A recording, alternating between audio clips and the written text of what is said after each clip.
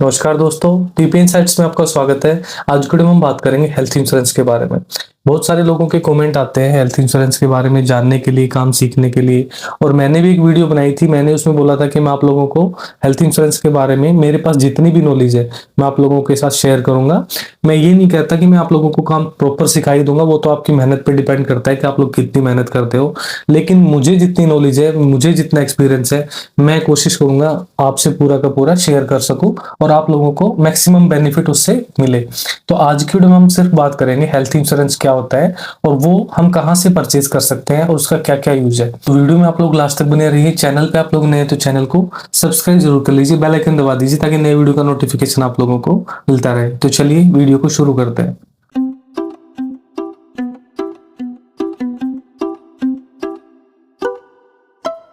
सबसे पहले आप लोगों को ये पता होना चाहिए कि हेल्थ इंश्योरेंस होता क्या है।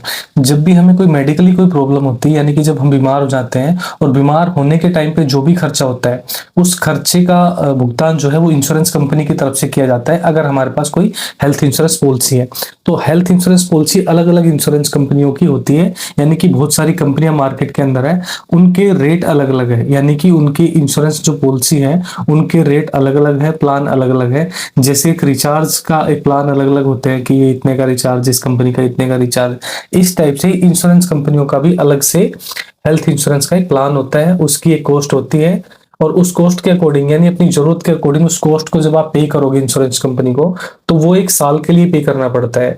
कोई भी इंश्योरेंस कंपनी जब आपको हेल्थ पॉलिसी सेल करती है तो ईयरली उसका प्रीमियम भरना होता है। वो 15,000 भी हो सकता है, 20,000 भी हो सकता है, 50,000 भी हो सकता है। वो डिपेंड करता है आपकी एज पे और आपको क्या क्या बीमारियां पहले से हो रखी है, तो उस पर डिपेंड करता है उसका कितना खर्चा रहेगा उस प्लान का।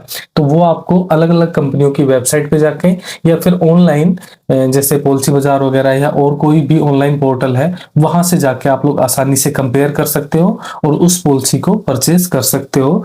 हेल्थ इंश्योरेंस पॉलिसी का मेन मकसद ये होता है कि जब भी हम बीमार पड़े और बीमार होने के टाइम पे जो भी खर्चा हॉस्पिटल में हमारा लगे वो हमें ना पे करना पड़े, वो हमारी पॉलिसी से, यानी कि इंश्योरेंस कंपनी हॉस्पिटल को पे कर दे। इसी पर्पज से हेल्थ इंश्योरेंस पॉलिसी परचेज करते हैं लोग, ताकि उनको मेडिकली कोई प्रॉब्लम हो तो आसानी से उस चीज का बेनिफिट वो ले सके अपना ट्रीटमेंट कराने। अब बात करते हैं कि हेल्थ इंश्योरेंस पॉलिसी हम कहां से परचेज करें।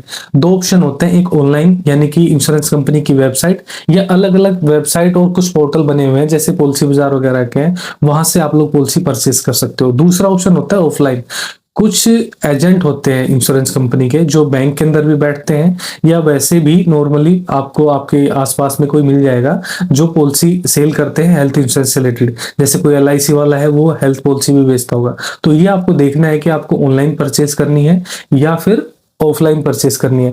ऑनलाइन में आपको ऑफर मिल जाएंगे, आप कंपेयर कर सकते हो, लेकिन ऑफलाइन में क्या होता है कि उसमें कंपेयर नहीं कर सकते हो और आपको जो एजेंट जो होता है वो जिस हिसाब से आपको गाइड करेगा उसी हिसाब से आपको मानना पड़ेगा। लेकिन ऑफलाइन एजेंट से खरीदने में एक बेनिफिट ये होता है कि अगर वो एजेंट एक्सपीरियंस वाला है, उसको नॉलेज है हेल्थ इंश्योरेंस के बारे में, तो वो आपकी हेल्प प्रॉपर तरीके से कर सकता है आपके क्लेम में अगर कोई प्रॉब्लम आती है। और ऑनलाइन में क्या है कि अगर आप ज्यादा पढ़े लिखे नहीं हो, ज्यादा आपको नॉलेज नहीं है ऑनलाइन यूज करने की, वेबसाइट वगैरह या सर्फिंग करने की, नेट सर्फिंग करने की, तो आप बीच में अटक के खड़े हो जाओगे, क्योंकि उसमें कस्टमर केयर में बात करनी पड़ेगी, ऑनलाइन नंबर निकालने पड़ेंगे, बहुत तरह की प्रॉब्लम आती है।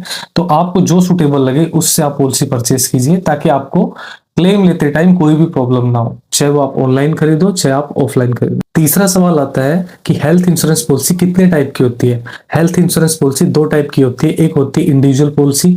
इंडिविजुअल पॉलिसी का मतलब होता है कि वो पॉलिसी जो हमने किसी एजेंट से या फिर ऑनलाइन किसी पोर्टल से परचेज की है, अपने पैसे पे करके, अपनी पसंद से, अपनी जरूरत के हिसाब से वो हमने प्लान परचेज किया है, उसको इंडिविजुअल पॉलिसी बोलते हैं। और दूसरी होती है कॉर्पोरेट पॉलिसी। कॉर्पोरेट पॉलिसी का मतलब ये होता है कि अगर हम किसी प्राइवेट संस्था के अंदर, यानी प्राइवेट कंपनी, प्राइवेट बैंक या प्राइवेट स्कूल के अंदर कहीं काम कर रहे हैं, तो वहां से हमें हेल्थ इंश्योरेंस पॉलिसी मिली है उस संस्था की तरफ से, उस पॉलिसी को कॉर्पोरेट पॉलिसी भी बोलते हैं कुछ लोग, और उसको ग्रुप पॉलिसी भी बोलते हैं। तो दो टाइप की पॉलिसी होती है, इंडिविजुअल पॉलिसी और कॉर्पोरेट पॉलिसी। अगला जो सवाल आप लोगों के मन में आता है वो आता है कि पॉलिसी हम परचेज करें तो हमें किन किन बातों का ध्यान रखना चाहिए।